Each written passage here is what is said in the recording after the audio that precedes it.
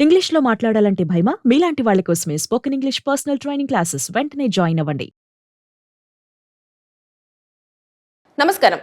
నేను మీ సంగీత. బేసిక్‌గా మన అకౌంట్‌లో అనుకోకుండా డబ్బులు పడితే మనం ఏం చేస్తాం? అబ్బా! కొంతమంది వెంటనే ఇమ్మీడియేట్‌గా డ్రా చేసేసుకొని ఖర్చు చేసేస్తారు. లేదు అంటే కొంతమంది అమ్మ ఎవరికి చెప్పొద్దు బాబోయ్! ఈళ్ళు డబ్బులు పడ్డాయి అని చెప్పేసి అనుకుంటారు.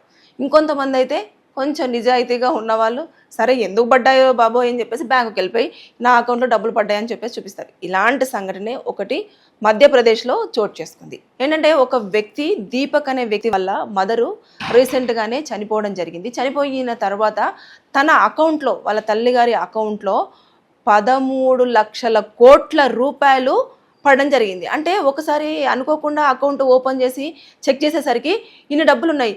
అంటే ఆ సున్నాలు చాలా ఉన్నాయి. లెక్క పెట్టుకోలేక వాడు ఏంటి ఇన్ని డబ్బులు పడ్డాయి నిజమేనా కాదా అని చెప్పేసి మళ్ళీ చెక్ చేసుకున్నాడు. చెక్ చేసేసుకొని ఒకసారి బ్యాంక్ దగ్గరికి వెళ్ళేసి నా అకౌంట్‌లో ఎంత ఉన్నాయని చెప్పేసి అడిగితే నీ బ్యాంక్‌లో ఇన్ని డబ్బులు ఉన్నాయి అని చెప్పేసి అంటే అసలు ఆ డబ్బులు నావి కాదండి. అసలు నాకు తెలియని కూడా తెలీదు. నాకు సంబంధం లేదు. అసలు ఎలా పడ్డాయో కూడా తెలీదు. నేను ఈరోజు ఉదయాన అకౌంట్‌లో ఇలా చెక్ చేసేసరికి ఇలా కనిపించాయి అని చెప్పేసి చెప్పడంతో అప్పుడు బ్యాంక్ వాళ్ళు ఇమ్మీడియేట్‌గా పోలీసులకు ఇన్ఫార్మ్ చేయడం జరిగింది.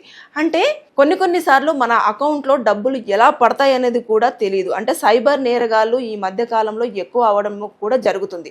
అందుకోసమని ఇప్పుడు ఇతని అకౌంట్లో ఆ డబ్బులు ఎలా పడ్డాయి, ఎక్కడి నుంచి వచ్చాయి, ఎలా జరిగింది అని అంటే బేసిక్గా బ్యాంక్లో అన్ని డీటెయిల్స్ ఉంటాయి. ఇప్పుడు నా అకౌంట్కి ఇంకా ఏ వ్యక్తి అయితే డబ్బులు వేస్తారో ఆ వ్యక్తికి సంబంధించిన అకౌంట్ డీటెయిల్స్ ఉంటాయి.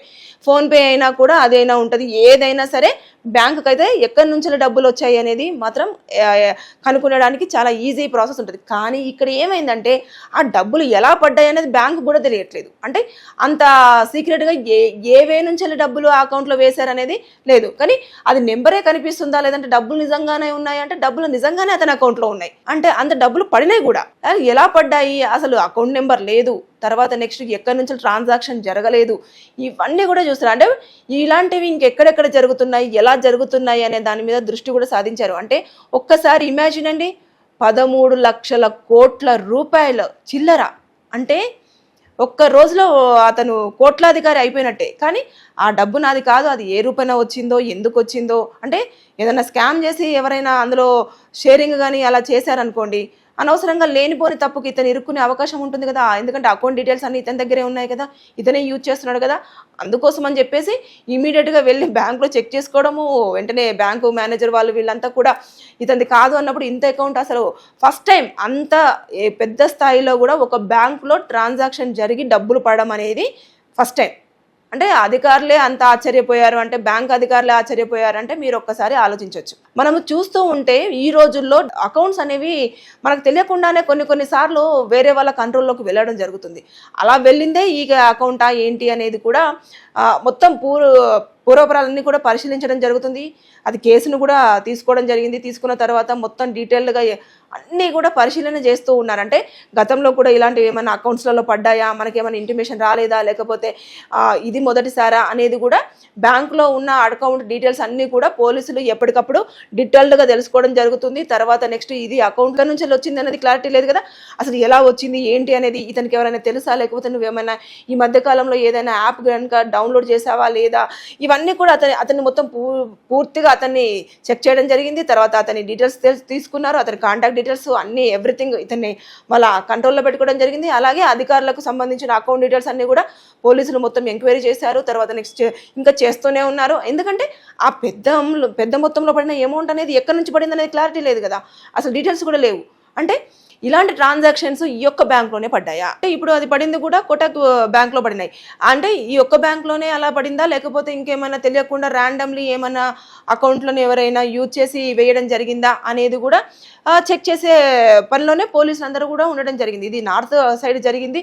అంటే చూసుకుంటే మనం చూస్తూ ఉన్నాం కదా, చిన్న రూపాయి వస్తే కూడా సంతోషపడిపోకండి. అవి ఎక్కడి నుంచి అలా వచ్చాయి, ఎందుకు వచ్చాయి, అసలు మన అకౌంట్లో క్రెడిట్ అవ్వడానికి కారణం ఏంటి, మన అకౌంట్ డీటెయిల్స్ వాళ్ళ దగ్గర ఎందుకు ఉన్నాయి, ఇవన్నీ కూడా పూర్తి స్థాయిలో ఎంక్వైరీ చేయాల్సిన అంత అవసరం ఉంటుంది. అంతెందుకు రీసెంట్గా ఒక మూవీ కూడా వచ్చింది కదా, ధనుష్ గారు తర్వాత నెక్స్ట్ నాగార్జున గారు యాక్ట్ చేసినది కుబేరా మూవీ. అందులో కూడా బిచ్చగాళ్ళు ఉంటారు, వాళ్ళని తీసుకెళ్ళి వాళ్ళకి రావాల్సిన డబ్బులు వాళ్ళకు అకౌంట్ ఒకటి క్రియేట్ చేసి వాళ్ళని చాలా మంచి గెటప్ వేసి అంత చేసి అకౌంట్లో డబ్బులు వేసి తీసుకున్న తర్వాత వాళ్ళను చంపేయడం అనేది జరిగింది. అంటే ఆ సినిమాలో ఎలా చూపించారో ఇతని అకౌంట్లో అలా పడిపోయినాయి. అంటే మనకు తెలియకుండా మన అకౌంట్ ఎవరో ఆధీనంలో ఉంటుంది. ఇది జాగ్రత్త. సో కాబట్టి మనకు సంబంధించిన డీటెయిల్స్ ఏవైనా సరే బ్యాంకుకి సంబంధించినవి మనకు ఎట్టి పరిస్థితుల్లో మన అనుకున్న వాళ్ళకు తప్ప ఇంక ఎవరికి కూడా షేర్ పోవడమే చాలా ఉత్తమం. షేర్ చేయకపోయినా కూడా ఇలాంటివన్నీ జరుగుతూ ఉన్నాయి కాబట్టి మీరు జాగ్రత్తగా అలర్ట్గా ఉండాల్సిందే. పోలీసులు ప్లస్ తర్వాత అధికారులు మాత్రం తలలు పట్టుకొని పరుగులు తీస్తూనే ఉన్నారు. అసలు ఇంత పెద్ద అమౌంట్ ఏడు నుంచి పడింది, ఎలా పడింది, అసలు ఎక్కడ స్కామ్ జరిగింది, ఏంటిది, అసలు నిజంగానే ఇవి రియల్ డబ్బులేనా లేకపోతే డ్యూప్లికేటా లేకపోతే ఊరికైనా సరదాగా చేశారా ఏంటి, ఇవన్నీ కూడా అన్ని ఎంక్వైరీ చేసినా కూడా అవి ఒరిజినల్ నోట్లే అకౌంట్ నుంచి వెళ్ళి అకౌంట్లోకి కరెక్ట్గానే పడడం జరిగింది. వారు ఎంతైతే చెప్పారో 13 లక్షల కోట్ల రూపాయలే ఇవన్నీ జరిగినాయి. కానీ ఎక్కడి నుంచి పడ్డాయి అనేది మాత్రం క్లారిటీ లేదు. దానికోసము అధికారులు మురగలు పడుతున్నారు. ఫైనల్లీ అయితే ఫైండ్ చేయడానికే అధికారులు కూడా కొంతమందిని ఒక టీంని కూడా జనరేట్ చేయడం జరిగింది. వాళ్ళందరూ కూడా ఆ పని మీదనే ఉండి దాన్ని మొత్తం సెర్చ్ చేస్తూ వస్తూ ఉన్నారు. అంటే ఇవన్నీ చూస్తున్నారు కదా, ఇక్కడ పడింది. ఇప్పుడు దీపక్ ఒక్కడు బయటకు వచ్చాడు కాబట్టి చెప్పాడు. కొంతమంది అయితే దాన్ని చెప్పకుండా దాచుకొని ఖర్చు చేస్తారు. ఖర్చు చేసిన తర్వాత ఏదో ఒక టైంలో ఖచ్చితంగా బయటపడడం జరుగుతుంది. బయటపడినప్పుడు మనం అనవసరంగా దోషులుగా జైళ్ళల్లో ఉండాల్సిన పరిస్థితులు ఎదుర్కొంటాం. కాబట్టి మన అకౌంట్లో మనకు తెలియకుండా ఏమైనా డబ్బులు పడితే మాత్రం ఖచ్చితంగా బ్యాంకు వాళ్ళకు కానివ్వండి, పోలీసులకు కానివ్వండి తెలియజేయాల్సిన ప్రాథమిక బాధ్యత మనదే. సో తస్మత్ జాగ్రత్త. Thank you.